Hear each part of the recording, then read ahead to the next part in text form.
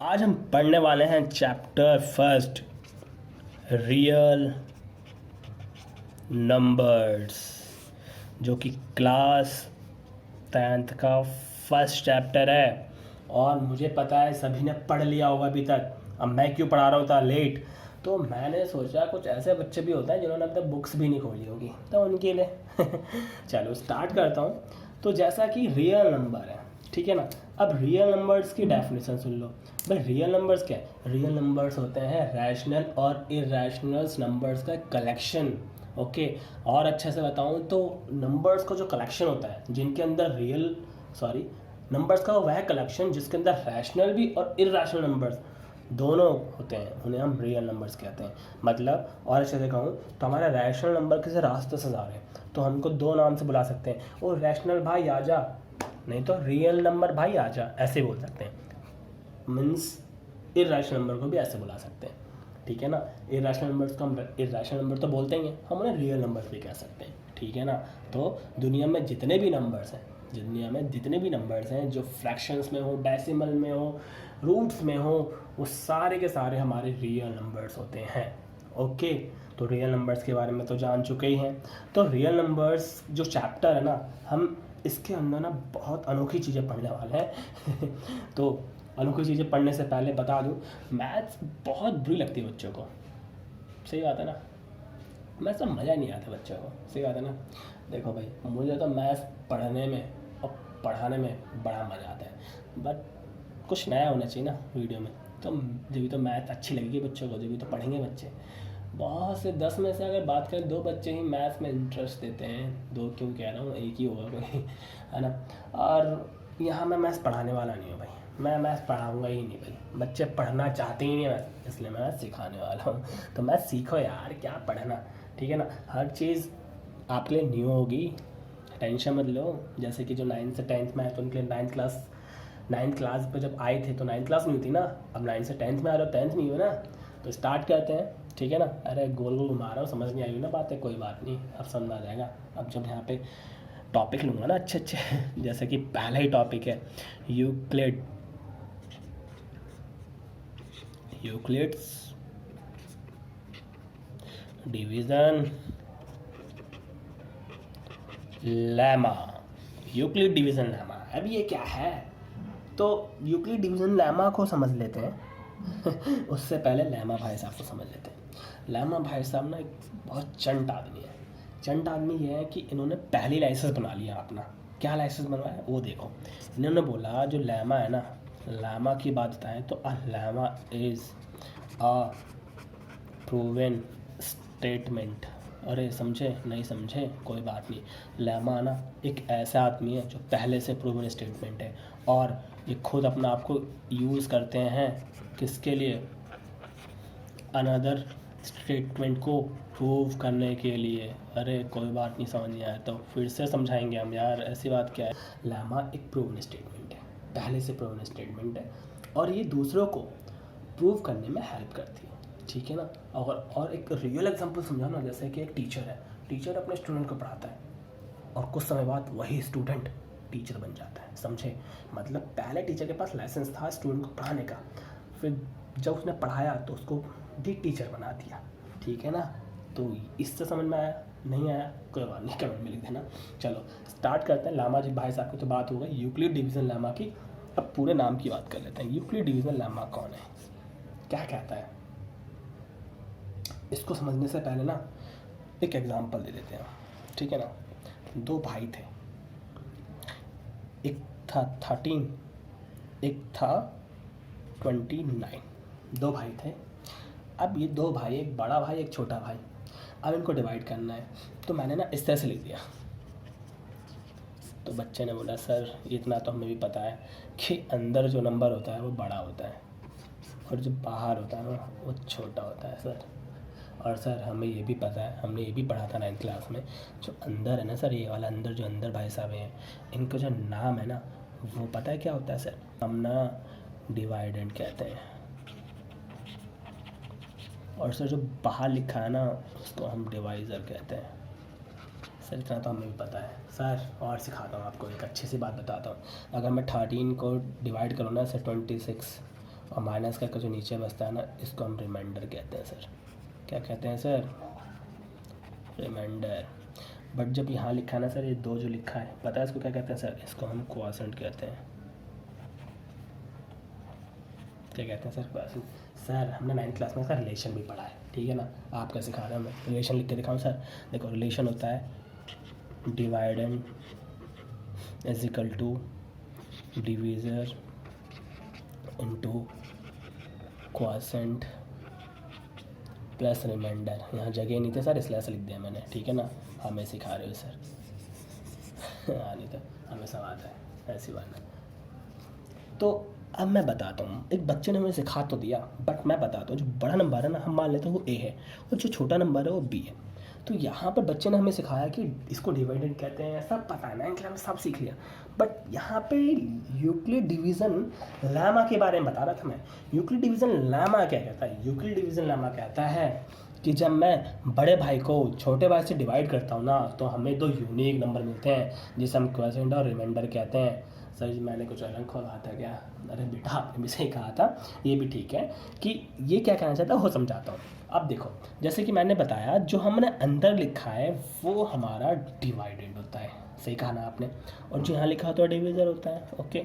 Into जो बाहर लिखा है उसको हम क्यू कहेंगे, और इसको मैं आर कहूँगा। मतलब ये ए है, ये बी है, ये क्यू है, और ये आर है। मतलब अब मैं इनका और अच्छे से बताऊँ तो मेरा जो आर है ना, आर छोटी क्लास में देखा होगा, आर ना 0 भी हो जाता है, रिमाइंडर हमारा 0 भी आता है। तो मतलब जो आर है ना वो 0 भी हो सकता है, आर हमारा 0 भी हो सकता है और 0 से बड़ा भी हो सकता है। तो मैं इसको इस तरह से नहीं लिख सकता कि आर हमारा 0 और 0 से बड़ा भी हो सकता है। बट यहाँ पर जो भी नंबर होता है ना, देखा होगा आपने कि हमेशा इससे छोटा होता है। अगर इसके बराबर हो गया फिर मैं डिवाइड कर देता, तो हमारा जो आर है वो बी से छोटा रहेगा और 0 के बराबर और 0 के बड़ा होगा, ठीक है ना? ये स्टेटमेंट को ही घुमा फिरा के लामा जी ने कहा था। यूक्लिड डिवीजन लेमा यही है कि आपके पास 2 नंबर्स होंगे, उन दोनों को आपस में डिवाइड करेंगे तो 2 यूनिक नंबर मिलेंगे, और जो यूनिक नंबर होगा ना उसमें एक रिमाइंडर होगा और एक क्वॉशेंट होगा। जो रिमाइंडर होगा वो 0 से बड़ा और 0 के बराबर होगा और b से छोटा होगा। ये बात ही लामा जी ने कही थी, ठीक है ना? अब इसी प्रूवन स्टेटमेंट को ले जाके एक और के मुंह पे मारना है, मतलब एक और का प्रूव करना है। और वो स्टेटमेंट का नाम क्या है? वो मैं थ्योरम की, जो हम थ्योरम देखते रहते हैं, बुक में लिखा हुआ है थ्योरम फर्स्ट। थ्योरम फर्स्ट क्या है? थ्योरम फर्स्ट क्या कहते हैं, एक बार बुक में देख लेता हूँ। बुक में मैंने पलटा बुक को और लिखा, अरे ये लिखा हुआ है यूक्लिड डिवीजन लेमा की थ्योरम नंबर फर्स्ट कहते हैं भाई। मतलब इसकी स्टेटमेंट क्या है? ये कहता है भाई, गिवन पॉजिटिव इंटीजर, आपके पास गिवन होंगे तो पॉजिटिव इंटीजर जिसको आप कहोगे ए एंड बी। सर आपने तो पहले बता दिया था, फिर से। There exist unique integer q and r. Sir यह तो हमने पहले ही बता दिया था, देखा ना? अरे क्या लिखा, सेटिस्फाई, ठीक है ना? और फिर मैंने ये भी बताया था कि a is equal to B q होता है प्लस आर होता है, ये बता दिया था। और जो आर होता है वो 0 भाई साहब के बराबर हो सकते हैं, 0 से बड़े हो सकते हैं, पर बी से हमेशा छोटे रहेंगे, ठीक है ना? तो समझदार बच्चों, समझ में आया? मुझे आज बच्चों ने सिखाई बहुत अच्छी चीज़, ठीक है ना? मेरे को रिलेशन सिखाया बच्चों ने, और उस रिलेशन को ही मैंने ए बी क्यू आर में बदल दिया। तो आपको पहले से आता है, बट आप नखरे करते हो मैथ्स को पढ़ने के लिए, ठीक है ना? आपने कभी कभार तो देखा ही होगा मैथ्स में, ऐसे थोड़ा बात है। छोटे में तो आप भी प्लस माइनस में माहिर थे। वो प्रॉब्लम यही है कि थोड़ा प्रैक्टिस में और कंसंट्रेशन जो होता है ना मैथ्स में, वो थोड़ा थोड़ा हटते चले जाता है आपका, ठीक है ना? तो वो चीज़ करो। चलो अब मैं एक नया टॉपिक जो कि कंफ्यूज करता है बच्चों को ज़्यादा, एक नया टॉपिक है यूक्लिड डिवीजन एल्गोरिथम। सर जी अभी लेमा था, अब एल्गोरिथम आ गए। अब एल्गोरिथम का मतलब क्या है? तो एल्गोरिथम का मतलब बता रहा हूँ भाई, चिल्लाओ मत ऐसे। बोलते हैं एन एल्गोरिथम, क्या लिख रहा हूँ, एल्गोरिथम इज आ सीरीज। भाई क्या है ये? सीरीज है ऑफ वेल दिख नहीं रहा ना मैं गलती करता रहता हूँ। Well defined steps which gives a procedure की स्पेलिंग भी गलती लिख दिया, for solving a type of problem। चलो थोड़ी सी इंग्लिश मुझे भी नहीं आती और तुम्हें भी नहीं आती, कोई बात नहीं, तुम्हें अच्छे से आती है, समझा देता हूँ। देखो यूक्लिड डिवीजन एल्गोरिदम क्या है, तो एल्गोरिदम को पहले बता दे। जो एल्गोरिदम होता है ना, यूक्लिड डिवीजन एल्गोरिदम नहीं बता रहा हूँ मैं, सिर्फ एल्गोरिदम के बारे में बता रहा हूँ। जो एल्गोरिदम होता है ये बोलता है भाई एक सीरीज़ है जो कि एक वेल डिफाइंड स्टेप्स के थ्रू एक प्रोसीजर फॉलो करता है। कुछ प्रॉब्लम्स होती हैं उनको फॉलो करता है, ठीक है ना, प्रॉब्लम्स होती है ना उनको प्रॉब्लम सॉल्व करता है और सॉल्व करता रहता है, बस ये एल्गोरिदम है, ठीक है ना। मैथ्स में तो इसी को कहते हैं। बट हमारा जो यूक्लिड डिवीजन लेमा है ना, वो क्या है, यूक्लिड डिवीजन लेमा क्या है भाई। यूक्लिड डिवीजन लेमा मैं ये बादल के अंदर लिखने वाला हूँ। यहाँ मैंने बादल बनाया और बादल के अंदर पानी भर दे रहा हूँ। पानी पानी का मीन्स है बुक में से टीप लेता हूँ। सिंपल सी बात है, to obtain the HCF positive integer A and B। हाँ जी, मैं वही बताने वाला हूँ। एल्गोरिदम क्या है, एक वेल डिफाइंड सीरीज़ है, कुछ स्टेप्स हैं जिस स्टेप्स को फॉलो करके हम प्रॉब्लम को सॉल्व करते हैं। बट ये जो प्रॉब्लम सॉल्व होती है हमारे HCF में होती है। किस में होती है, HCF में। मतलब HCF में A और B जो है ना, A हमेशा B से बड़ा रहेगा, आपको ही पता है। तो यहाँ पर जो A और B को जब हम डिवाइड करेंगे, मतलब HCF निकालेंगे, वो जब तक प्रॉब्लम को सॉल्व करेंगे जब तक हमारा ज़ीरो ना हो जाए रिमाइंडर। और जब रिमाइंडर ज़ीरो आ जाए ना, जिस वजह से रिमाइंडर ज़ीरो आया जिस वजह से ज़ीरो आया ना रिमाइंडर, उसी वजह को हम HCF कहेंगे। मतलब जिस वजह से रिमाइंडर ज़ीरो आया डिवाइड करने के बाद, जिस वजह से ज़ीरो आया उस वजह को HCF कहेंगे हम, ठीक है ना। चलो कोई नहीं, समझ नहीं आया तो मैं एग्जाम्पल लेते हुए समझेंगे। तो मैंने अभी तक क्या बताया, मैंने एक थ्योरम फर्स्ट बताई, Euclid division lemma. Euclid division lemma कहता है कि आपके पास दो पॉजिटिव इंटीजर नंबर हैं। अब दो पॉजिटिव इंटीजर नंबर को आप अगर डिवाइड करते हो या प्रॉब्लम को सॉल्व करते हो तो उसका जो एक सेटिस्फाई इक्वेशन बनती है जो कि इस तरह से होती है, A=BQ+R। और जो R होगा ना, जो R है यूनिक इंटीजर है जो कि एक जीरो से बड़ा या जीरो के बराबर होता है, जीरो से बड़ा या जीरो के बराबर होता है और B से छोटा होता है, ठीक है ना। इसी तरह से यूक्लिड डिवीजन एल्गोरिथम पढ़ रहे थे। तो एल्गोरिथम क्या था, एल्गोरिथम ये था कि जो हमारे प्रॉब्लम्स हम सॉल्व करते हैं उनमें कुछ सीरीज होती है और वेल डिफाइंड स्टेप्स होते हैं, जो उस स्टेप को हम फॉलो करते हैं और उससे हम क्वेश्चन को सॉल्व करते हैं। और ये जो हम यूक्लिड डिवीजन एल्गोरिथम की बात कर रहे हैं, ये ओनली हम HCF में लगाते हैं। और HCF कैसे फाइंड करते हैं वो हम देखेंगे क्वेश्चन में। और बट एक चीज़ याद रखना कि उसमें जब HCF फाइंड करते हैं ना, तो HCF होता क्या है, HCF इस प्रोसेसर को सॉल्व करते हैं जब तक जीरो ना रहे, और जिसकी वजह से जीरो आया ना उस वजह को हम HCF कहते हैं। कुछ समझ नहीं आया था, कोई बात नहीं, अब समझ में आएगा एग्जाम्पल लेकर। ओके, एक एग्जाम्पल ले लेता हूँ मैं। इस एग्जाम्पल को लेते हैं हम क्वेश्चन नंबर फर्स्ट के through.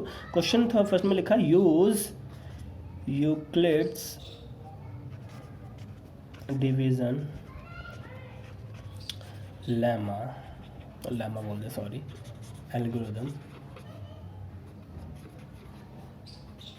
Algorithm to find the HCF, ध्यान दो, HCF ऑफ 740 एंड 45, ठीक है ना। अब इन्होंने बोला, एक क्वेश्चन लेके समझा रहा हूँ कि यूक्लिड डिवीजन लेमा का यूज़ करते हुए, बार बार लेमा बोल देता हूँ, यूक्लिड डिवीजन एल्गोरिथम का यूज़ करते हुए आपको फाइंड करना है HCF। तो मैंने बताया था ना, इसमें आप एक को A मान लो, एक नंबर को A मान लो, बड़े वाले को A मानो और छोटे वाले को B मानो, ठीक है ना। अब HCF कैसे सीखा था, छोटी क्लासेस में आपने सीखा था कि आप क्या करते हो ना, आप प्राइम फैक्टराइज करते हो। तो मैं प्राइम फैक्टराइज कर लेता हूँ इसका। प्राइम फैक्टराइजेशन तो आपको आता ही होगा, बहुत होनहार स्टूडेंट है आप हमारे, तो हमें तो आता नहीं है, तो थोड़ा सा हेल्प कर दो हमारी। 5 से 15, 5 से 35 और 37, ठीक है ना। इसी तरह से हम 45 कर लेते हैं, और 45 को करेंगे तो आएगा 3 1 जा 3, 3 5 जा 15, 3 5 जा 15, 5 1 जा 5। और फिर हम करते हैं क्या, आप सब जानते हो, 740 is equal to 2 into 2 into 5 into 37, और 45 3 इंटू 3 इंटू 5। जी हाँ, अब मैं ऐसे बताता हूँ एस एफ होता क्या है। एस एफ होता है highest common factor, highest common factor, highest common factor. जी हाँ, इन दोनों में कॉमन क्या है, 5, तो इसका एस एफ कितना है, 5। ये तो हमारा प्रोसेसर है कि हम ना छोटी क्लास में इस तरह से निकालते थे, बट हम 10th क्लास में किस तरह से निकालेंगे, 10th क्लास में हम डिवाइड प्रोसेस यूज़ करेंगे। डिवाइड करेंगे 45 को, ठीक है ना। 45 1 जा 45, 45 1 जा 45, 45 2 जा तो 90 होता है, इसलिए लिया नहीं। और माइनस कर लेता हूँ, तो माइनस करके आएगा कितना, 9, और यहाँ से आया 2 0। अब मेरे को पता है यहाँ से नंबर उतर रहा है, यहाँ से नंबर मैं उतार रहा हूँ, और मैंने उतारा तो बन गया 290। अब 290 कितने बार में आएगा टेबल में 45 के, वो देख लेते हैं। तो मैं एक बार ट्राई कर लेता हूँ मल्टीप्लाई करके। तो मैंने देखा 45 6 ट्राई कर लेता हूँ, तो 45 6 होता है 30, 5 6 4 27, और ये 10 हो गया, ये आ गया, माइनस कर दिया तो आया 20। अब देखो ध्यान देना, इस डिवाइड में थोड़ा सा चीज़ यूज़ करने वाले हैं। यहाँ से जो मैंने नंबर उठाया, यहाँ से नंबर उठाने के बाद आप देखोगे कि इसका रिमाइंडर बचा। अब इस रिमाइंडर को मैं, जीरो तो आया नहीं, आपको मैंने बताया था कि एल्गोरिथम का मतलब क्या है। एल्गोरिथम का मतलब है जब तक इसको प्रोसेस फॉलो करो तब तक हमारा रिमाइंडर जीरो ना आ जाए, और जब रिमाइंडर जीरो आ जाता है ना, जिस वजह से जीरो आया ना, उसको हम एस बोलेंगे। तो एक बार फिर से, अब इसके अंदर क्या लिखें, इसके अंदर हम लिखेंगे 45, जिससे आप पहले डिवाइड कर रहे थे। हाँ जी, 2 बार में जाएगा 40, माइनस करा 5, अभी भी जीरो नहीं आया, तो अब लिखेंगे 20, कितने बार में गया, 4 बार में, और वाह, रिमाइंडर आ गया जीरो। किस वजह से आया, 5 की वजह से आया, तो इसका एस क्या हो गया, 5। सर जी खिचड़ी तो पका रहे हो, पेपर में करना कैसे, पेपर में कैसे करना है अब बताता हूँ। पेपर में लिखना क्या है, सीधा प्रोसेस सॉल्यूशन। ये सब क्या कर रहे थे, खिचड़ी पका रहे थे सर, नहीं बेटा, ये सॉल्यूशन ही है, ये भी सॉल्यूशन है। इसको आप इस जगह करोगे, और इस जगह जो करोगे वो बता रहा हूँ। लिखोगे a is equal to B Q plus are, और r हमें पता है सर 0 से बड़ा और 0 के बराबर होता है, b से छोटा है। सर ये बार मत बोलो, तो पता है हमें। तो a क्या होता है, चल बता दे, a हमारा ये होता है सर, हमें पता है पहले से ही।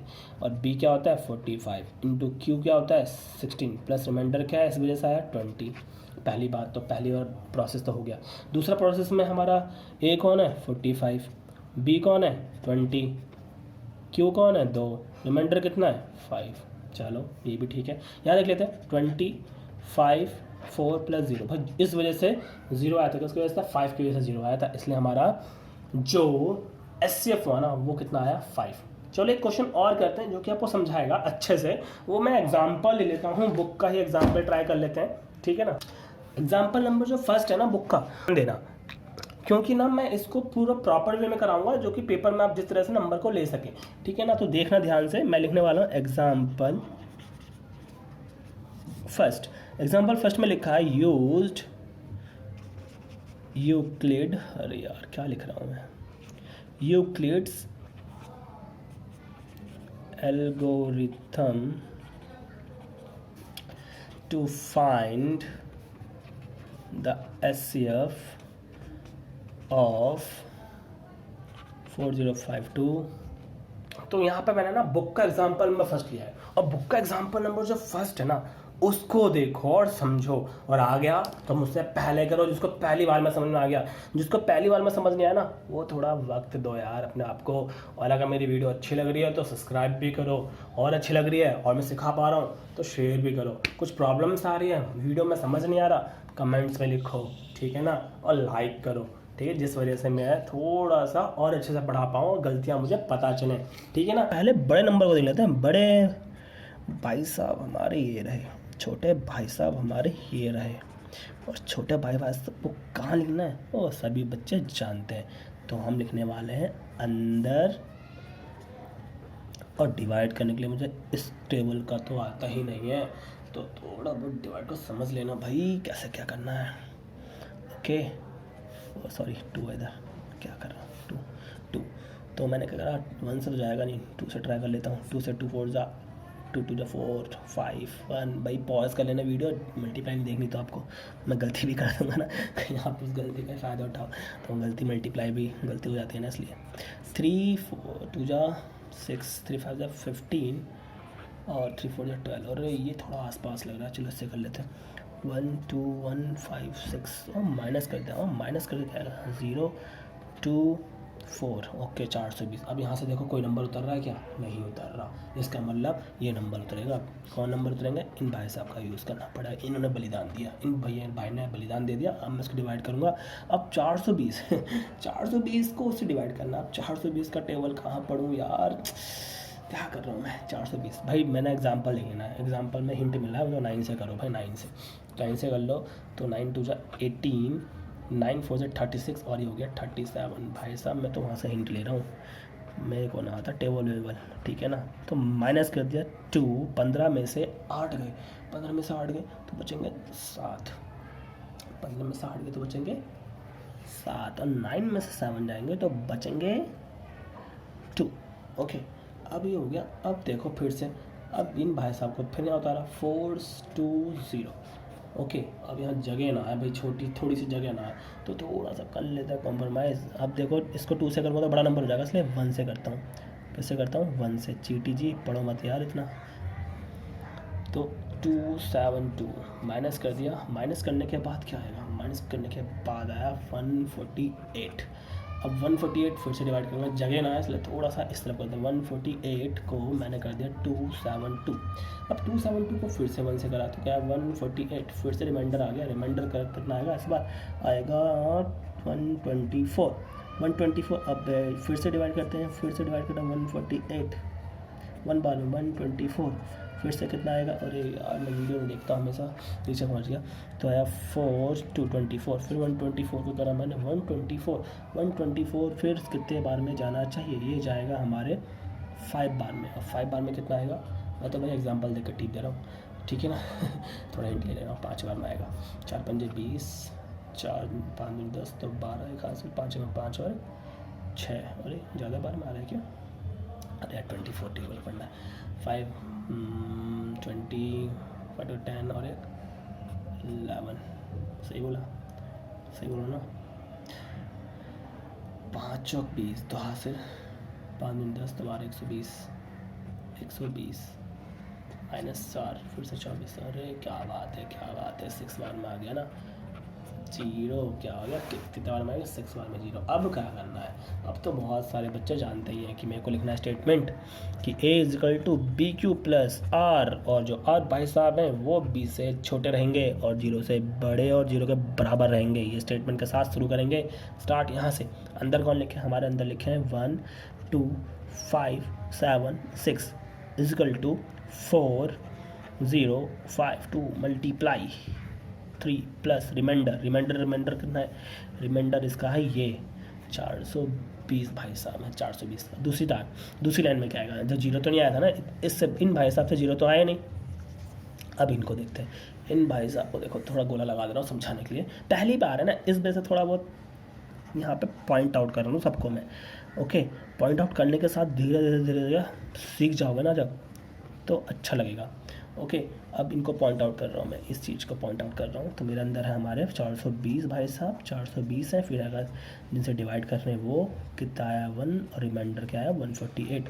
अब यहाँ पर देखो इनको पॉइंट आउट कर रहा हूँ मैं, अंदर क्या है हमारे 272, और आया कैसे डिवाइड कर रहा हूँ 148 से, और इंटू 1, और रिमाइंडर मेरा 124।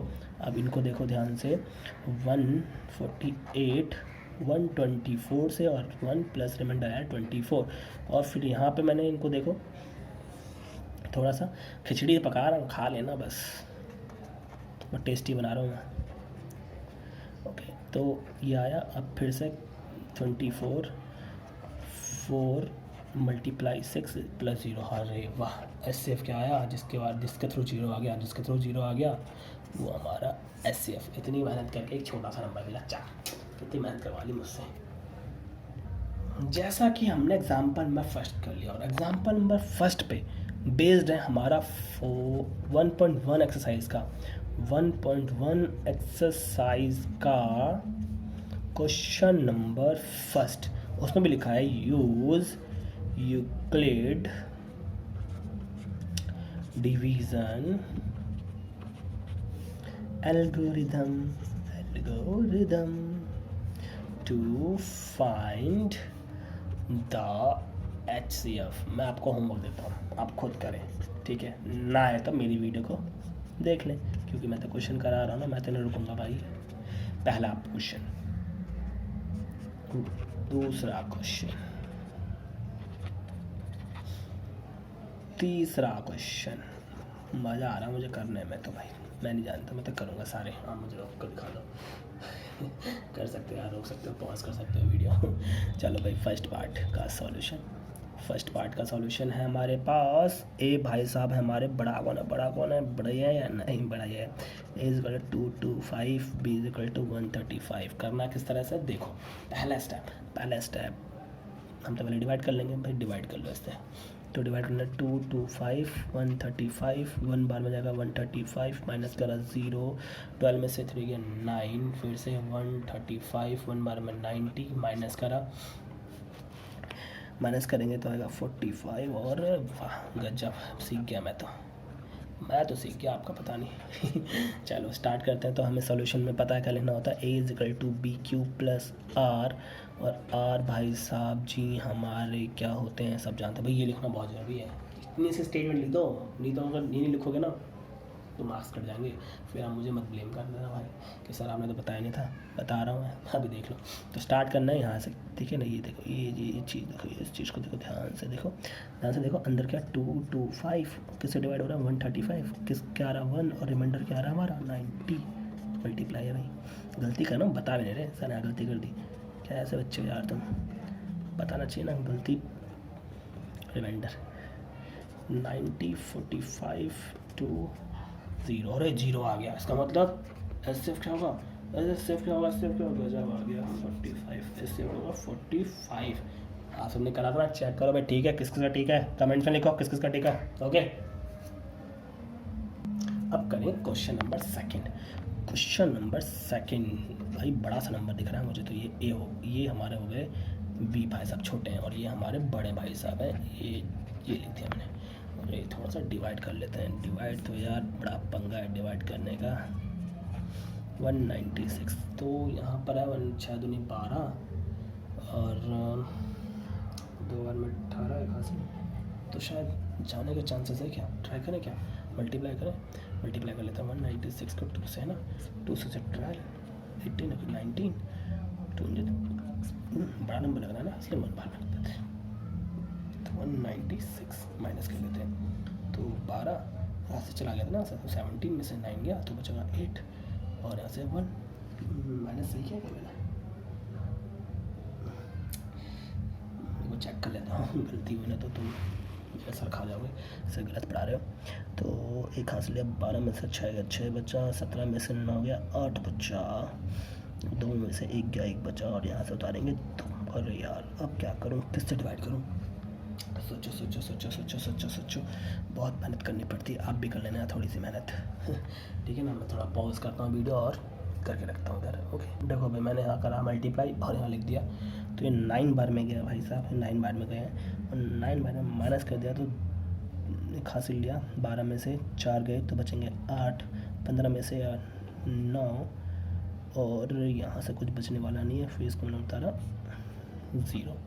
तो ये भाई साहब जाएंगे 5 बार में, 980 माइनस 0। भाई ये तो कुछ भी नहीं करा, सीधा डिवाइड करके आ गया आंसर। कभी कभार ऐसा हो सकता है बच्चों, समझना ध्यान से, हमेशा ऐसे डिवाइड नहीं होंगे, ऐसे डिवाइड करके भी आ जाएंगे।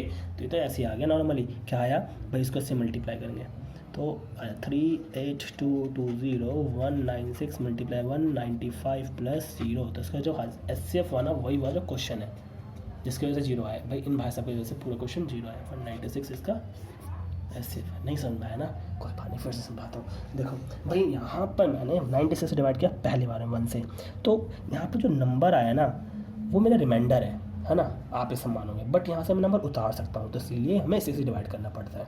जब यहाँ पे हम नंबर नहीं उतारते हैं तो हम ऐसा करते हैं, जैसे कि यहाँ पर देखो, यहाँ पे कोई नंबर था क्या, नहीं था, तो मैं यहाँ से नंबर उतार सकता था नहीं, इसलिए मैंने रिमाइंडर मान लिया, और फिर उसके बाद इसी को यहाँ उतार दिया। ये जब उतारते हैं जब यहाँ पर से कोई नंबर यहाँ उतरते नहीं है, चीज़ को ध्यान देना। यहाँ पे नंबर उतर रहे हैं इस वजह से इसको यहाँ पर नहीं लिखा है। ओके, अब क्वेश्चन नंबर थर्ड। इसका क्वेश्चन जो पार्ट थर्ड है ना वो खुद ही करो भाई, मैंने आप पे छोड़ा है। ओके, तो आप करना उसको आराम से।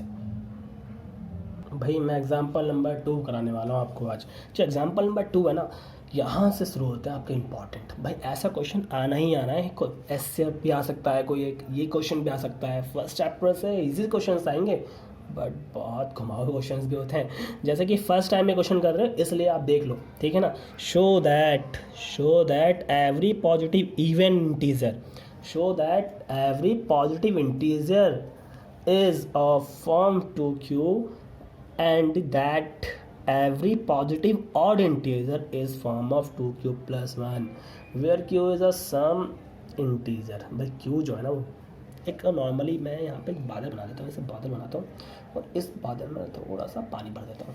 पानी का मतलब जैसे कि क्यू है, क्या सच में इवन है? चेक करो तो क्यू क्या है, ई क्या है, क्यू क्या है, q is a some integer. अरे सच में है क्या ऐसा? तो क्यू मैंने एक इंटीजर ले लिया 1, तो क्या है 2। अरे सच्ची में ही बनाया, अरे सच्ची में ही बनाया। चलो एक और ट्राई करते हैं। तो क्यू जो है मैंने इस बार ले लिया 2, अरे सच्ची में ही बनाया।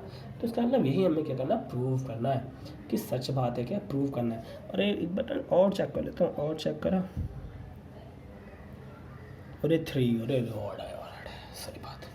तो मुझे करना पड़ेगा so that every positive even integer is of form 2q and that every positive odd integer is the 2q plus 1। इस फॉर्म में मुझे प्रूव करना है। अरे मैंने तो बस एक ही चीज़ पढ़ी थी, सॉल्यूशन में चलते हैं। मैंने एक ही चीज़ पढ़ी थी जो हमें पता है।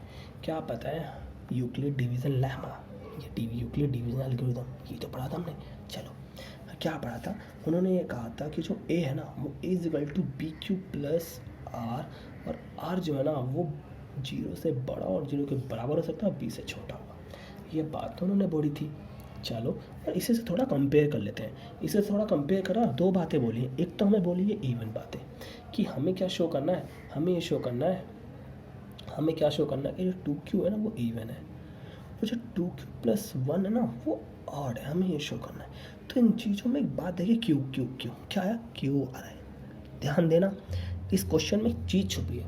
क्या चीज़ छुपी है वो दिखाता हूँ। जो क्यू है ना, क्यू के आगे क्या लिखा होता है, क्यू के आगे कौन लिखा होता है, क्यू के आगे कौन लिखा होता है, क्यू के आगे कौन लिखा होता है, क्यू के आगे कौन लिखा होता है। भाई सही से देखो, जल्दी देखो, क्यू के आगे कौन लिखा है, बी। अरे क्या बात है, यहाँ से हमें बी मिल गया। बी क्या है, 2q, और आर भी मिलेगा। क्यों मिलेगा आर? क्योंकि यहाँ पे भी तो बी लिखा है, यहाँ पे भी तो बी लिखा है, यहाँ पे भी तो बी लिखा है। समझो समझो समझो, फिर से थोड़ा ध्यान दो। भाई यहाँ पर लिखा 2q और यहाँ पे लिखा 2q plus 1, और q के आगे क्या लिखा है, 2, जो कि है b, क्योंकि q के आगे जो वैल्यू लिखी होती है वो b होती है। याद रखना, जब भी q के आगे कोई वैल्यू हो उसका मानेंगे b की वैल्यू। q के आगे जो भी वैल्यू है उसको क्या मानेंगे, जी हाँ, b की वैल्यू। और b की वैल्यू क्या है, 2। और इससे r की वैल्यू का पता चलता है। क्यों? क्योंकि जो r की वैल्यू है ना वो b से छोटी होती है, और हमें पता है जो r है ना 0 से छोटा हो ही नहीं सकता। तो क्या क्या हो सकती है पॉसिबल वैल्यूज़? भाई पॉसिबल वैल्यूज़ है ना हमारे पास, पॉसिबल वैल्यूज़ है ना, अरे क्या लिखा, पॉसिबल वैल्यूज़ है ना हमारे पास r की, वो है हमारे पास 0, 1। बस यही तो हो सकती है, क्योंकि 0 से छोटी, 0 से बड़ी हो सकती है, पर 0, 2 से छोटी रहेगी। क्या बोलते हैं, क्या बोलते हैं, फिर से बोलता हूँ ना मैं, 0 से बड़ी और 0 के बराबर, तो 0 हो सकती है, पर 2 से तो छोटी ही रहेगी 1। तो हम धीरे धीरे पुट करते हैं। So put r equal to 1, किस में पुट करेंगे सर जी, ऐसे ही बोलते पुट, इसमें पुट करेंगे, इसमें, अरे डांटो ना, इसमें पुट करेंगे। तो मैंने यहाँ पुट कर दिया 0, सॉरी आप 0 पुट करते हैं। तो क्या आ गया, a इक्वल टू 2q। अरे सर जी प्रूव हो गया, ये तो इवन है सर जी, इससे इवन ही आता है, ठीक है ना। 0 पुट करा तो क्या है, इवन 2q। अब आया पुट, दूसरा पुट करेंगे, दूसरा पुट करेंगे, दूसरा क्या पुट करेंगे सर जी, क्या पुट करेंगे, r इक्वल टू 1 पुट करेंगे, a equal to 2q plus 1। अरे सर जी +1, ये तो इवन ही होता है, ये ऑड ही होता है सर जी। सर जी तो आपने प्रूव कर दिया। अब सिंपल सी बात है, r की जगह पुट करो, देखो r यहाँ पर है, r यहाँ पे होता है, इसकी जगह 0 पुट करो, 0 आ गया। r की जगह पे 1 पुट करो, ये आ गया। सिंपल सा सॉल्यूशन था, इतना रखना, कुछ नहीं करना, ठीक है ना। और कुछ थ्योरी वोरी लिखनी है जो कि आप मुझसे अच्छा लिख लोगे, ओके लिख लेना। ओके, तो अब करते हैं एग्जाम्पल नंबर 3। हेलो, जैसा कि मैं आ चुका हूँ एग्जाम्पल नंबर 3 लेकर, और एग्जाम्पल नंबर 3 करने वाले हैं जैसा एग्जाम्पल नंबर 2 करा था। इससे पहले मेरे चैनल को सब्सक्राइब, बेल आइकन और लाइक और शेयर कर देना, ताकि मेरी वीडियो को हर कोई देख सके और इन्जॉय कर सके। अरे मैथ्स को कोई पढ़ता है क्या? मैथ को सीखते हैं, तो मैथ्स को सीखो यार, क्या पढ़ते रहते हो? जब देखो पढ़ाई पढ़ाई पढ़ाई। अरे मैथ्स करो तो मैथ्स सीखने के लिए करो। सर जी सीख लो, सर जी सीख लो, ठीक है ना। तो यहाँ पे मैं क्वेश्चन लिख रहा हूँ, तो थोड़ी वीडियो को आप स्किप कर लेना यार, ठीक है ना। तो क्वेश्चन कभी कभी लिख के लिखता है, मैं किसी दूसरे क्वेश्चन को देख ले रहा हूँ यार, गलती हो रही है बहुत ज़्यादा। चलो कोई बात नहीं सर जी, लिखो आराम से लिखो, हम देख रहे हैं, पूरी वीडियो देखेंगे सर जी, आप टेंशन ना लो। थैंक यू यार, पूरी वीडियो देखो यार, ठीक है ना। और लाइक शेयर और सब्सक्राइब तो करना ही करना, ओके। और जो पार्ट इसमें गलत लगे ना आपको, सीधा सीधा कमेंट में लिख देना, ताकि मैं उसको सुधार सकूं, ओके, ठीक है ना। ये हम दोनों का सीक्रेट रहेगा, कमेंट कर देना, देख लूँगा मैं। चलो स्टार्ट करते हैं। एग्जाम्पल नंबर 3, एग्जाम्पल नंबर 3 में उनका show that any positive integer is of the form of 4q+1 और 4q+3। अब क्या करें सर जी? चलो जो हमें पता वो करेंगे, हमें तो एक ही चीज़ पता है, यूक्लिड डिवीजन लेमा। वो कहते हैं a = BQ होता है प्लस r होता है, और r जो होता है ना वो b से छोटे हैं और 0 से बड़े और 0 के बराबर होते हैं। सर जी यही चीज़ सिखाया, हम तो इसी से करेंगे। और सर जी आपने ये भी बोला था जो b के आगे ना, वो देखो भाई b के आगे 4 है और b के आगे 4 है, इस सॉरी b बोल रहा हूँ b और q में फ़र्क नहीं दिख रहा क्या? q के आगे 4 है और q के आगे 4 है, इसका मतलब ये हो गया कि b की वैल्यू 4 हुई। सर जी b की वैल्यू 4 हुई। और इससे सर जी बच्चों ने एक चीज़ पता कर लिया कि जो r की पॉसिबल वैल्यूज़ है ना 1 और 2 और 3 तक जाएगी, और जिससे मैं क्या कर सकता हूँ सर? पुट कर सकता हूँ r की वैल्यू को। किस में पुट करूँगा सर? इसमें पुट करूँगा। इसमें पुट करने के बाद मेरे को जो मिलने वाला रिजल्ट हुआ ना 4q। सर जी ये तो प्रूव करना नहीं था, सर जी ये प्रूव करना है 4q+। अरे सर जी कर तो ले, आगे तो बढ़ ले, थोड़ा सा आगे कर ले, चल चल आगे कर, = 1 तो कर ले मैंने और आगे। तो यहाँ पे आ रहा था, मैंने वहाँ लिख दिया। अरे डायरेक्ट लिख दिया क्या? समझ नहीं आया क्या? चलो सर जी समझ में आ गया, सर जी समझ में आ गया। सर जी क्या कर रहे हैं? अरे कोई बात नहीं बच्चे, put r = 2, a = 4q+r, a = 4q+2। Sir जी ये तो दिख रहा है मुझे क्वेश्चन में अंदर, देखो तो। अरे इसका मतलब ये क्या है मेरा? ये कौन है? ये कौन है? ऑड इंटीजर है क्या भाई? ऑड इंटीजर है। तो पहला पार्ट तो कर लिया, दूसरा पार्ट देख लेते हैं।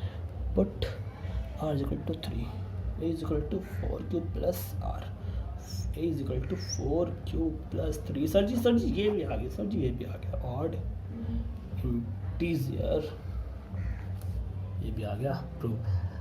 क्या समझ में आया? तो बताता हूँ भाई, ये जो क्वेश्चंस है ना, इन क्वेश्चंस में बस ये चीज़ पता रखो, ये लिख दो और यहाँ से हमें b की वैल्यू निकाल दो और r की वैल्यू निकाल दो और अपना सॉल्व करो, और फिर क्वेश्चन में देखो क्या ये चीज़ हमें मिल रही है क्या। बस समझ लो आपने ठीक करा है, ओके। इसी से बच रहेगा आपने ठीक करा है गलत करा है। और जब तक करो जब तक r की सारी वैल्यू ना पुट कर लो, ओके। डन। तो मैंने एग्जाम्पल नंबर 2 और एग्जाम्पल नंबर 3 कर लिया था, और फिर मैंने एक्सरसाइज को देखा तो उसमें मुझे 2 क्वेश्चन और दिखे जो कि उनके से सेम है। वो पता कौन से क्वेश्चन थे? क्वेश्चन नंबर 4 और क्वेश्चन नंबर 2 और क्वेश्चन नंबर 5। और गलती से मैंने 4 उतार दिया पहले, ये तो गलती कर दी मैंने। चलो पहले 2 कर लेते हैं ना, क्वेश्चन को ऐसे उतारे रखते हैं। इस क्वेश्चन को थोड़ा सा आगे चलते हैं दूसरे वाले पेज पे, ठीक है ना। दूसरे वाले पेज पे क्वेश्चन, तो एक्सरसाइज 1.1 का क्वेश्चन नंबर 2 जो कि मैंने बताया था एग्जाम्पल नंबर 2 एग्जाम्पल नंबर 3 पे बेस्ड था, क्योंकि मैंने कर लिया था तो मैंने एक्सरसाइज को पलट के देखा। मैंने देखा अरे इसमें तो ये क्वेश्चन जैसे हैं, तो मैंने इन्हीं क्वेश्चन को करने की कोशिश की। तो एक बच्चे ने बोला सर हमें करने दो प्लीज़, सर हमें करने दो प्लीज़। तो मैं क्या कर रहा हूँ, तुम्हें कर लो ना, वीडियो पॉज करो, करना शुरू करो। करने दो, मुझे अपना काम करने दो। चलो स्टार्ट करता हूँ। एक BQ+R, और R जो है हमारे वो हैं हमारे, ठीक है ना, जो है हमारे वो है हमारे। स्टार्ट करते हैं। तो यहाँ पर B की वैल्यू बच्चा देखेगा तो बोलेगा सर B की वैल्यू, तो मैं नहीं बताऊँगा 6 होती है, ठीक है ना। तो यहाँ पर मैं लिखूँगा R की वैल्यू, और R की वैल्यू भी मैं नहीं बताऊँगा। आप कुछ नहीं बताने वाला है भाई, मैं थोड़ा समझ लो, थोड़ा करो, सारी चीज़ें मैं ही बताऊँगा तो आप क्या करोगे। हाँ जी, मैंने क्या बोला, मैथ्स को सीखो यार, क्या टी पैट आप ही कर रहे हो, मैथ्स को सीखो। स्टार्ट कर रहे हैं हम ये चीज़ प्रूव करने के लिए, है ना। और यहाँ पर q is a some integer, और क्यू तो इंटीजर ही है। चलो स्टार्ट करते हैं, यहाँ पे सारे क्यू है, ओके। तो स्टार्ट कर रहे हैं, तो r इजिकल टू 0 पुट करेंगे सबसे पहले, r इजिकल टू 0 पुट करेंगे, किस में पुट करेंगे, इसमें। तो मेरा जो आंसर आएगा वो आएगा ये आएगा आंसर मेरा ये। दूसरी बात पुट कर रहे हैं r is equal to 1, r is equal to 1। मैं सोच रहा हूँ डायरेक्ट कर दूँ, पर मेरे माइंड में आ रहा है यार, सारे बच्चे जैसे थोड़ा होते हैं इंटेलिजेंट, कोई ना कोई तो बच्चे मेरे जैसा भी होते हैं जो वीक और नालायक होते हैं, सेम मेरे जैसे। मैं भी ऐसे था, मुझे भी टीचर्स बोलते थे नालायक, एक बार में समझ लिया कर, क्या करें, जैसे कि मैं समझ नहीं पा रहा हूँ। यहाँ देखो हर जगह बिली दे रहा हूँ, 6 है तो ओके। क्यों 6 है भाई, क्यों 6 है, क्यों 6 है, क्यों 6 है, देखो यूँ 6 है, ओके। तो दूसरी बात आ गई, पहली बात आ गई, 0 वाली बात आ गई, ठीक है ना। चलो पुट कर रहा हूँ इस बार। सर जी वीडियो ना देख रही, ऊपर कर दो, लो बेटा लो, ऊपर कर दी मैंने। 3 ले लो, 3 बार में a is equal to 6 cube plus r, तो a is equal to 6 cube plus 3, okay. और ये बॉक्स बना दो फिर से, put r is equal to 4। क्या सर आप ऐसे ऐसे कर रहे हो कि हम कर सकते हैं? अरे ऐसा आप कर सकते हो, सर ने कर लिया तो आपने कर लिया, ठीक है ना, करो। आप चाहो तो लाइन से भी कर सकते हो, ऐसा कुछ नहीं है यार, बस कॉन्सेप्ट सीखो, और कॉन्सेप्ट को सीखते हुए फील करो, मैथ्स को फील करो, करना शुरू करो। अरे जगह बचा रहा हूँ अपनी तो मैं, आप मत बचाना, आप नॉर्मली करना साफ साफ। अरे पेन ख़त्म हो गया, अरे पेन ख़त्म हो गया, अरे गजब हो गया। चलो कोई बात नहीं, पेन ख़त्म हो गया तो क्या हो गया, ये ओके। तो मैंने देखा कि a इज इक्वल टू ये, और हमें प्रूफ क्या करने थे, हमें प्रूफ करने थे भाई 6 क्यूब प्लस 1, तो 6 क्यूब प्लस 1 ये रहे हमारे पास, 6 क्यूब प्लस 3 ये रहे हमारे पास, ये देखो ये रहे देखो बच्चों ये रहे, ठीक है। और 6 क्यूब प्लस 5 तो लीडर पे, ये देखो ये है हमारे पास, तो ये भी हमारा प्रूफ हो गया। अब आते क्वेश्चन नंबर 4 पे, जो मैंने पहले उतार रखा था, याद होगा आपको, मैंने उतार रखा था, देखो ये उतार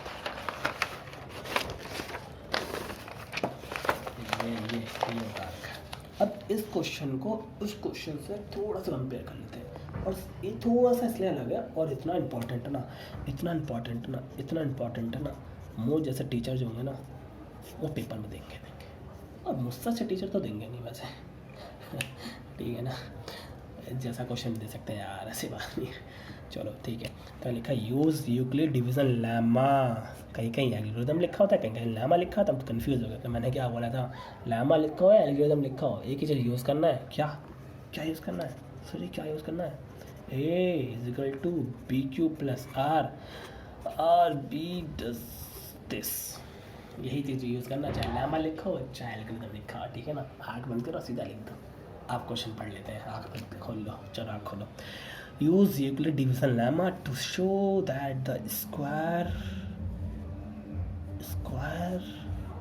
अटक गया मैं तो, स्क्वायर देख के बच्चे भी अटक गए होंगे, क्या है सर जी अभी तक तो इंटीजर पढ़ रहे थे, स्क्वायर कहाँ से आ गया, कोई बात नहीं मैं सिखाऊँ, बॉक्स बना देता हूँ उसको हाईलाइट करने के लिए। Square of any positive integer either of the form 3m और 3m प्लस 1 चाहिए, क्या चाहिए 3m और 3m प्लस। सर जी जैसे आप क्यों सिखा रहे हो, अब यहाँ पे m आ गया, अब क्या करेंगे, तो सर जी कन्फ्यूज़ कर रहे हो आप। अरे थोड़ा और पढ़ ले, यहाँ लिखा है सम इंटीजर m, भाई कुछ इंटीजर को हम m भी बोलेंगे, और मैं बताता हूँ m क्या है, m is a square integer. ध्यान देना मैं क्या बताने वाला हूँ, m क्या है, स्क्वायर इंटीजर। जहाँ पर आपको स्क्वायर की फॉर्म में जो दिख जाए ना वो हमारा m होगा। m क्या होगा, m क्या होगा, m क्या होगा, m। जल्दी पढ़ा दो, चलो पढ़ा, सुनना ध्यान से फिर से। Euclid division lemma to show that the square of any positive integer, मतलब किसी भी पॉजिटिव इंटीजर का स्क्वायर करते हो ना तो हमारा वो फॉर्म होना चाहिए 3m और 3m प्लस 1, मतलब स्क्वायर करने के बाद। बट हम क्या करेंगे, हम लेट करेंगे, लेट मान लेते हैं भाई हमने तो पढ़ा था कि वो ना क्यू होता है, जहाँ पे होता है क्यू होता है, एम तो हमने पढ़ा ही नहीं है, तो हम क्यू से करेंगे सर जी, आप एम से कर लो। ठीक है, मैं क्यू से कर रहा हूँ, और मैंने भी समझाया था कि एम क्या है, is the square integer number, और यहाँ पे क्या स्क्वायर है क्या, नहीं, बट यहाँ पे क्या बोला, Euclid division lemma to show that the square of any positive integer, मतलब मेरे पास ये दोनों पॉजिटिव इंटीजर नंबर है। अब मैं क्या करने वाला हूँ, इनका स्क्वायर, तो मैं मानूंगा A3Q, है ना, A3Q, और कहाँ तक जाएंगे वो चीज़ यहाँ से देख लेते हैं, हम कहाँ तक जाएंगे, A3Q प्लस R, और फिर मैं लिखूँगा इधर भाई मेरे जो B की वैल्यू ना वो क्या होगी 3, तो मेरे जो R होगा ना वो 0 और 1 और 2 तक जाऊँगा। तो मैं कहाँ तक जाने वाला हूँ भाई, स्टार्ट कर रहा हूँ मैं सीधा सीधा कि मेरे जो A की वैल्यू वो 3Q आएगी, क्योंकि 0 आने के बाद कट जाएगा, A की वैल्यू 3Q प्लस 1 आएगा, और A की वैल्यू 3Q प्लस 2 आएगा। इतना ज़्यादा करने की जरूरत नहीं, सीधा सीधा लिख दिया मैंने, ये मुझे पता है ये होगा। We know that, हम जानते हैं ऐसा होगा। ओके, अब क्या करना है, फिर क्वेश्चन पढ़ लेते हैं, फिर क्वेश्चन पढ़ा, मैं बार बार क्वेश्चन पढ़ाऊंगा, मैं बार बार समझ में आ जाएगा एकदम से। Square of any positive integer, अब क्या करेंगे, स्क्वायर करेंगे सारे इंटीजर का। कितने इंटीजर हैं, 1 2 3, भाई मेरे पास 3 इंटीजर हैं, इनका स्क्वायर करूँगा। सबसे पहले स्क्वायरिंग करेंगे इसका, केस फर्स्ट, सबसे पहले केस फर्स्ट को हाथ में लेते हैं, इसको सॉल्व करते हैं। तो मैं लिखा स्क्वायरिंग बोथ साइड। क्यों कर रहा हूँ मैं स्क्वायरिंग, अरे क्यों कर रहा हूँ स्क्वायरिंग, अरे बताओ, इसलिए कर रहा हूँ, ठीक है ना। ओके चलो, डर गए होंगे, कोई बात नहीं। स्क्वायर इसका स्क्वायर करा तो 9, ठीक है ना, फिर से स्क्वायर करा तो 9 आ गया। अब सर जी हम 3m कैसे प्रूव करेंगे, तो मैंने यहाँ पे एक चीज़ लिखा कि m is a square integer number. थोड़ा समझना, हमें क्या करना है कि 9 को तोड़ देना, फैक्टर कर देना इस तरह से, और जो स्क्वायर दिख रहा है ना, जो स्क्वायर इंटीजर है, ये स्क्वायर इंटीजर है, इस स्क्वायर इंटीजर को ना, ये मेरा स्क्वायर इंटीजर है, इस स्क्वायर इंटीजर को लेट कर लेंगे, let 3Q is equal to m, मतलब जहाँ पर 3Q लिखा है वहाँ पर m लिखेंगे। शाबाश सर जी, आपने तो कर दिया, कुछ भी गोल घुमा के कहीं भी गोल मटोल करके ले आया सर जी, पर समझना है सर जी क्यों करा। तो मैं बताता हूँ बेटा, इस क्वेश्चन में अगर स्क्वायर इंटीजर बोला हो या क्यूब इंटीजर बोला है, तो हम उस इंटीजर को लेट कर लेंगे, और लेट करने के बाद जहाँ पर भी स्क्वायर टर्म्स के साथ जो वैल्यू होगी उसको हम m मान लेंगे, ठीक है ना। क्या मान लेंगे, m, क्योंकि शुरू में ही बोल दिया कि m is a square integer number. Then तो सेकंड पार्ट करते हैं, सेकंड पार्ट मतलब सेकंड केस, जो सेकंड केस है ना हमारा, उसमें भी लिखेंगे स्क्वायरिंग बोथ साइड। भाई स्क्वायरिंग बोथ साइड किसका, 3Q प्लस 1 का स्क्वायर कर दिया सर जी, स्क्वायरिंग बोथ साइड कर लेता हूँ, क्या कैसे करूँ समझ नहीं आ रहा। अरे पगले, a प्लस बी का स्क्वायर तो पढ़ा था ना, वो लगा देना, क्या बार बार बतानी पड़ रही है यार, कैसे बच्चे हो यार, तो लगाओ। तो क्या आएगा, 3a का होल स्क्वायर, 2a b और b का स्क्वायर, तो 3 का होता है 9, इसका होगा 6Q प्लस 1।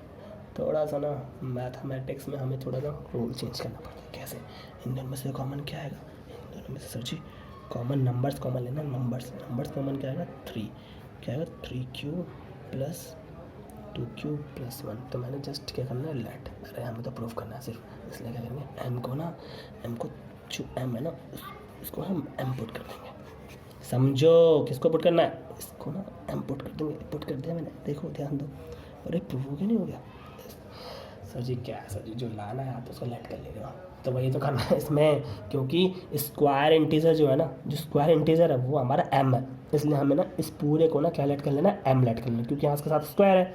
अब इस पूरे टर्म्स को 3 तो हमें चाहिए, 3 को हमने कॉमन ले लिया, इसको क्या कर दिया, m पुट कर दिया। चलो अब लास्ट बच्चा यहाँ तक छोड़ दिया, क्योंकि भाई हमें क्या चाहिए था, 3m चाहिए था, 3m प्लस 1 चाहिए था।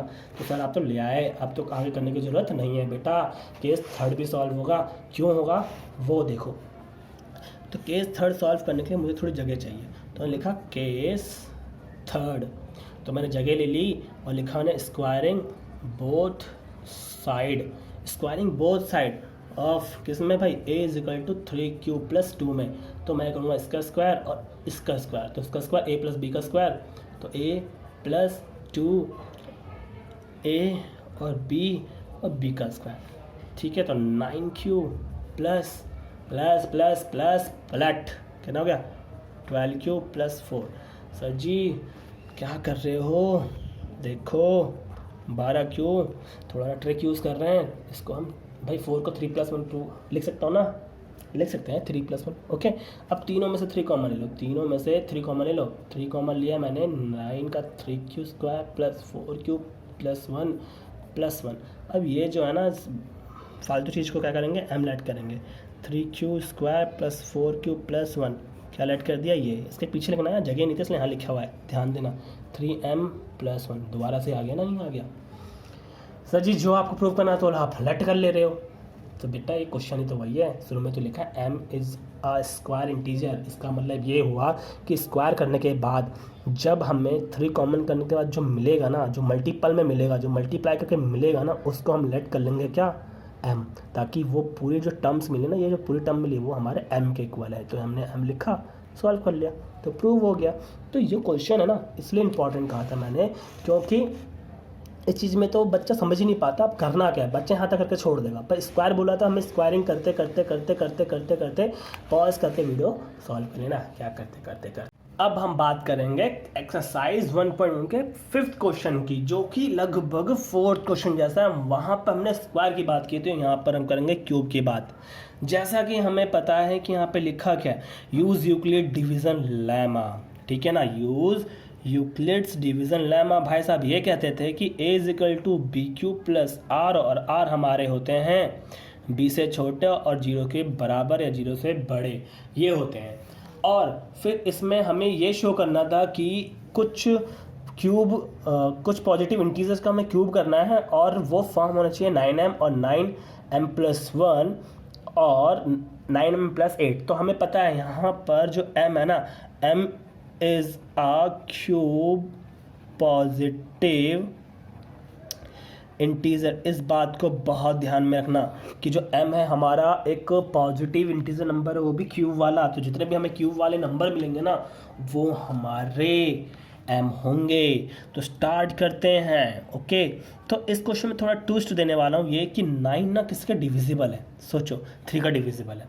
आप ये सोच रहे होंगे डायरेक्टली 9 लेके नहीं कर सकते, क्या कर सकते हैं, मैं लेट करने वाला 3q+1 और 3q+2। तो बच्चे सोच रहे हैं सर क्या हम 9q और 9q+1 और 9q+8 नहीं लिख सकते? अरे लिख सकते हो बच्चा, लिख सकते हो, बट इस प्रोसेस में थोड़ा सा ना क्वेश्चन जो लेंथी हो जाएगा, तो मैं थोड़ा छोटा करने की कोशिश कर रहा हूँ। क्यों भाई, 9 का क्यूब करोगे है ना, 8 का क्यूब करोगे, यहाँ पर हमें किसका करना है, सिर्फ 3 का क्यूब करना है, 2 का क्यूब करना है। तो इस वजह से थोड़ी कैलकुलेशन कम हो जाए, छोटी हो जाए, इस वजह से मैंने ऐसा कर सकते हैं और कर सकते हैं, ये कोई गलत नहीं है, ठीक है ना। स्टार्ट करते हैं। तो आपको पता है जो आगे लिखा होता है वो हमारा b होता है, जो मैंने बताया था आपको। तो मैंने लिखा a is equal to 3q+r, और यहाँ पर हम थोड़ी सी b की वैल्यू लिख लेते हैं। r की पॉसिबल वैल्यूज 0, 1 और 2 तक जाएंगे हमारा। अब सोचो खुद, अगर यहाँ पर हमारा 9 है, यहाँ पर 9 है, तो यहाँ पर r कितना पहुँचता, 8 तक पहुँचता ना, अगर हम 9 लेते तो। इस वजह से मैंने क्या लिखा, 3 लिखा, जिससे हमारा क्वेश्चन सिर्फ छोटा हो जाए, ठीक है ना। स्टार्ट कर रहे हैं। तो हमें पता है केसेस बनेंगे। पहला केस हमारा 0 लेके होगा तो 3q हो गया। दूसरा केस होगा 3 1 को लेंगे तो 3q+1 हो गया, और ये हो गया 3q+2, जैसा कि मैंने यहाँ लिख रखा है वही आ गया। अब हमारे केसेस वो डिवाइड हो गया। अब केस थ्रू करते हैं।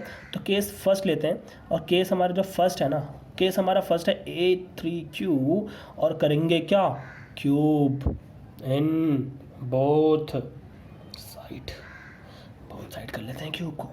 करने के बाद देखेंगे, मतलब डिविजिबल बन गया। तो 3 का क्यूब क्या था, 27 क्यूब। अब मैं इसको, हमें चाहिए क्या आंसर में, मुझे चाहिए 9, तो मैं इसमें पहले 9 इंटू तोड़ लेता हूँ, 9 इंटू 3q, और मुझे पता है जो बचा है वो मेरा क्यूब इंटीजर है, तो मैं इसको क्या मान लूँगा, m, और इसको m मान लेते हैं। मानने के बाद हम लिख लेते हैं। इसी वजह से बच्चों को मैथ्स पसंद नहीं आती कि सर जी ऐसे लिख देते हैं। तो यही तो बहुत ज़्यादा समझने वाली बात है। केस फर्स्ट आ गया हमारा 9m, केस सेकंड यहीं कर देता हूँ क्योंकि जगह की थोड़ी सी प्रॉब्लम चल रही है मेरे साथ।